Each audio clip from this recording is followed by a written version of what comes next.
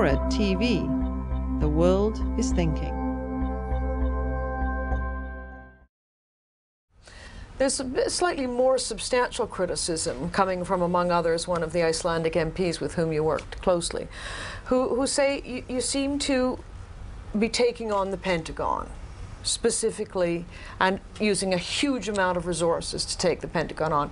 It garners a lot of attention and maybe funding. But the fact is, the people who really need your services are people who live in dictatorships and the dark and obscured corners of the world. Like Iraq. Like Kyrgyzstan, like, you know. Like Afghanistan. So we have a 4-year publishing history. Our philosophy and our choice in publishing in the beginning was, to some degree, to spread the philosophy of James Madison to the rest of the world, which is that for people who intend to govern themselves, they must have the knowledge that, they must have the power that knowledge will bring, because knowledge will always rule ignorance. And it's James Madison who was one of the principal framers of the US Bill of Rights, which includes the First Amendment. So actually, philosophically, this organization takes its heart from the American Revolution. And we set out to open the most closed societies and the most corrupt ones, because that's where we saw that we could do the most good.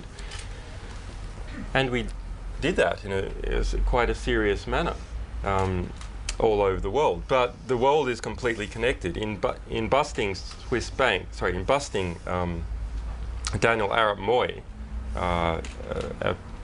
a man who ruled Kenya as first a hard and then a soft dictator for 18 years up until 2004, in exposing his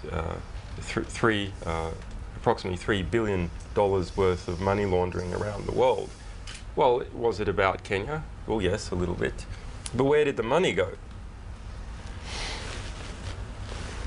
Well, the money went into Swiss banks, the money went into London properties, the money went into London companies, the money went into a 10,000 hectare ranch in Australia, the money went into properties in New York, and in the process debased part of the Kenyan currency, making it more expensive for every Kenyan to buy things from petrol to rice, and making it cheaper for everyone in the UK and everyone in the US to buy things from Kenya. So, in fact, the whole world is connected economically when you're dealing with serious crimes or serious abuses. Now, we make a promise to our sources that we don't say, if you're a Kenyan, we'll publish your stuff. If you're from the United States, you can just end up in prison. No, we have a well thought out philosophy, which is we publish material that is of diplomatic, political, ethical or historical significance that has not been published before and is under active suppression attempt. Now, it turned out that this year, although we have published a lot of US military material over time, but this year we received over time a number of extraordinary compilations of hundreds of thousands of documents. Given that we're a small organization, what do we prioritize? Well, as an organization that is committed to the pursuit of justice, well, we have to publish first that material which is likely to have the most significant impact. And there's something else that I also realized fairly early on, which is if people see that we can be trusted to publish material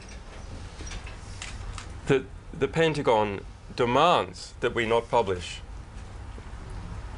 and demands in a very aggressive manner, then in fact we can be trusted to publish material that the government of East Timor demands to not be published.